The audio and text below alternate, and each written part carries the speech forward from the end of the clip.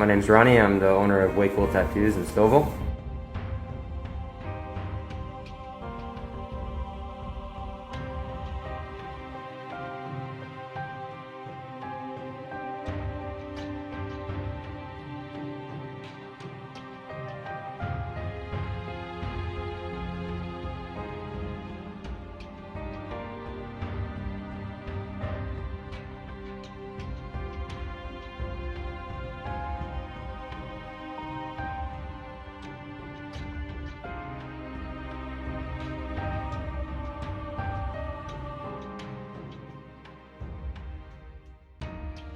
Basic setup, everything's one-time use. Needles, tubes, everything comes pre-packaged, sterilized with ethylene oxide gas.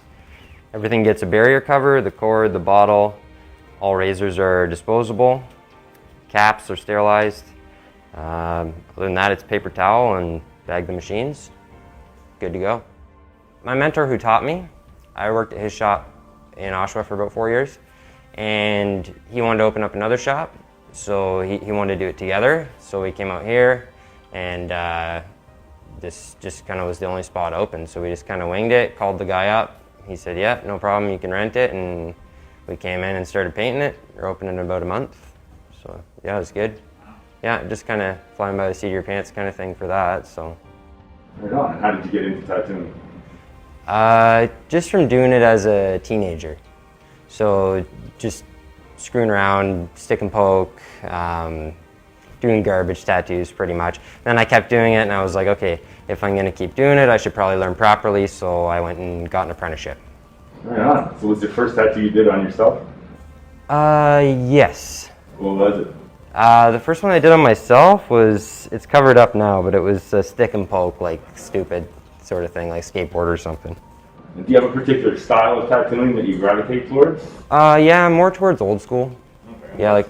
Just as for the audience, just describe what's old school tattooing. What does that entail? Like traditional tattooing from, like they would call American traditional. So like cowboy stuff and, you know, big bright colors, bold lines, lots of black, roses, skulls, all the old sailor stuff too that you see, anchors, ships, all that sort of thing. Anything in that style. That's kind of what holds a tattoo together. Like that's the basis of like, this is what you want in a tattoo to get it to hold up for your whole life. Done lots of different kinds of art. Like I paint a lot, I do watercolor painting, lots of just like animated line work drawings. That's kind of what I did growing up, was always just like cartoons and stuff like that, which does kind of transfer into old school tattooing a little bit. Bold lines, really simple, just enough to get the message across. So that's kind of the stuff that I would work on in my spare time. That's not tattoo artwork. So why don't you talk to us a little bit about text in tattoo art? Sure. Are there some meaningful quotes or sayings that you find it's common people want to get? Yeah, you know, you get them in phases, right? So whatever's popular at the time, like it used to be live, laugh, love. Sometimes it's this too shall pass, or whatever it is, you know, people will pick up on if it's on Pinterest or whatever. They'll come in and you get a bunch of people wanting it sometimes. Sometimes I'll do the same tattoo for like a month, you know, like periodically, and then it kind of dies off after that. So one thing I was thinking when you first asked me about like the text tattooing and all that, I'm like, there isn't a lot of, I can't say one quote or one phrase or anything that I typically do. For me, it's a lot of names. So mom, dad, kids, husband, wife, and I like doing that. It's cool. It's very important to people, you know, it's usually a loved one or something, or a memorial or whatever. So yeah, I like doing the names. A lot of guys don't like doing the names, especially like husband, wife kind of thing, because they think, oh, well, you know, if you get divorced, then it's a big deal or whatever, but who cares, man, just do it, you know, if that's what you want. Yeah. One question I had is, as a tattoo artist, it seems like you're both into creating your own art and also helping people realize artwork they have in their head. For sure. You know, so as an artist, you're almost a facilitator as well. 100%. You know, can you talk a little bit about that? Yeah, I have always said tattooing is a trade that you have to be good at art to do. I don't look at it like I'm not coming in here every day making art per se, I'm just doing my job. So for me, that is getting whatever's in the customer's head onto paper, making it into a good tattoo. Because what people want is not always going to work as a tattoo. It's not like doing a painting. There's way more limitations. You have to think about longevity, the body. It's not a flat piece of paper. It's a round, organic thing that you're trying to make art on, right? So a lot of things don't convey properly. So that's where the rules come into play. That's why I say it's more of a trade, because you have to know all this stuff to properly design or apply a good tattoo. The art stuff too, it has to come with it, but you can be a good tattooer without being really good at art, in my opinion. For you, what's the most fun part of being a tattoo artist? There's lots.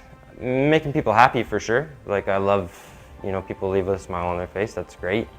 Otherwise, it's a sweet job. Like it's a hard job, but it's rewarding equally because nobody's telling me what to do, when to take a break, what to wear, what type of music to listen to, nothing like that. Like I'm doing my own thing. It's for people, but it's pretty relaxed in that way. I can be myself. And so you mentioned you're also, on top of being a tattoo artist, you're also a musician. Yeah. Cool. Yeah. Why don't you tell me a little bit about that? I play drums and sing for a band called Summons. We're out of Toronto. So 3-piece, 2 guitars, no bass. Yeah, we've been doing that for a while. Me and my best buddy played music together since we were kids. And do you see any correlation between music and tattooing? Not at all. No? No, not one bit. Because tattooing's my job, I keep other parts of my life separate from that, right? Or if it all gets mixed in together, you end up having a bad time. Because it's work still, right? So there's the huge business aspect to it, especially running the business too. I try and keep it separate from other things I do in my personal life, and that works good for me. So do you have anything that you'd like to say to somebody who's thinking about being a tattoo artist or has interest in it? Oh, someone who's thinking about being a tattooer? Oh yeah, just make sure you want to do it. It takes a lot of dedication. It's way more work than anybody thinks it is, and there's so much that goes into it. I always tell apprentices and stuff, like you have to make the sacrifice if you want to do it. It's too important of a thing. You're putting something permanent on people. You can't just kind of half in, half out. You're either tattooing or you're not. I have a really good apprentice right now who is like that, and she's just gung-ho for it. She's working hard, so that's what you want. It's good. Yeah, I guess from the outside, it seems like that responsibility is pretty heavy in this trade. For sure, yeah. I think, you have to be held accountable for every tattoo you do. One thing that was always said to me is you're only good as your last tattoo. So, if you wake up hungover and, whatever it is, you don't want to do your job properly that day, that's on you, man. That's your last tattoo. You better be happy with it. Like, you got to do everything. Even if it's tattoo this big or a back piece, you treat it the same way. That's my attitude anyway. As far as being an artist and being able to paint, go, come back, paint some more, it doesn't work like that in tattooing, right? When you're doing a tattoo, you're doing it. For me, the whole aspect of that is all the prep work. I've always said that the prep is the most important part of the tattoo. I do have that opportunity to revisit things on my drawing before the customer sees it, before it's on them, anything like that. So in that part of the process, you have to get everything out, make sure that everything's perfect. From there, you have to stencil it when you're going to put it on the body. That has to be perfect. You want every advantage that I can have before I do the tattoo. That's how things turn out well. It's just preparation, right? And half of that is talking to the customer too, like, is this what you want? Make sure it's what you want. If you don't like this, we can change this, etc. Usually if they give a good rundown on what they want, it's easy for me. I'm like, yep, no problem. I see exactly what you want, we can put it on you. Like I've done it long enough, you can tell kind of what people are after, right? Especially if they give you a good description, so yeah. Cool, so why don't you talk us just through the process of what you do prior to a sit. You can show us kind of what the yellow papers are behind you, Sure. what function they serve. Sure. Yeah, all these are, drawings for tattoos or potential tattoos. I like drawing on the canary paper, the yellow paper, just because I find it easier to look at. Also, the consistency to me of the paper is better than the white tracing paper. And I use tracing paper because, you're doing many drafts of this. It's easy to work with that way. And then how do you get it from the tracing paper onto the skin? I would just print it out on the computer, and then I use carbon paper, and I can just put the image on that, trace it, it picks up the carbon on the back, and then I can transfer it to the skin, and it will stick. Basically, what I ask for in a consultation is let me know what you want, where it's going on your body, and roughly how big in inches. That way I can get a good idea. That's more so for giving people an idea of cost and stuff like that, but it gives me a real good idea of what I'm working with, you know. Okay, this is the design you want. Will it work this big? You know, maybe not. Maybe I have to say, well, we'll have to blow it up to this so you can get the amount of detail in there. That's about all I need. People can send reference pictures, either from the internet or books or whatever, and we just take it from there. They give me a pretty good rundown. So I've seen with a lot of tattooing, and just linking up with, as we were talking about text in tattoo work, that tattoo artists that are responsible for kind of interpreting everybody's text and making it look pretty. People come to you with the meaning, but you've got to draw from a whole bunch of different cultural resources like graffiti or calligraphy, and so understanding all of those different aspects of art in order to be able to service your client. Can you talk about that a little bit? Like more so related to lettering? Yeah. Yeah, so lettering is probably, in my opinion, one of the hardest things to do tattoo-wise. It's really fun if you get good at it, but it's tough because lettering is flat and it's pretty stagnant usually.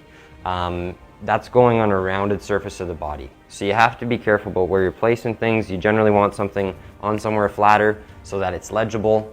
You know, somebody's not going to turn your whole arm around to read a Bible verse or something. It just doesn't make sense. So if you want something to look nice, you put it somewhere where it's going to look kind of proper and flat, right? You can get away from that with, like you said, graffiti art and stuff like that. It's a lot more poppin', it has dimension to it. So that kind of stuff, because it's incorporated with a different kind of art, you can get away with different placements and styles that way. But typically what I'm doing, more so like cursive script lettering, yeah, you want that stuff sitting nice and flat. It's got to be super clean. So, who is your stereotypical tattoo recipient? Everybody. It's everybody. Yeah, like all ages, different walks of life. Some people are millionaires. Some people work at the grocery store. Like, you know, it's everybody. Old people, young people. I have some people who come in every week or 2 weeks to get tattooed. Some people I see once a year, once every few years. It just depends, you know, it's just a revolving door of different people, pretty much. I always kind of say that I'm desensitized as far as tattoo art, customers, anything like that. Like, you've dealt with so much across the board that it's, you know, some things that would surprise other people to me is like normal, right?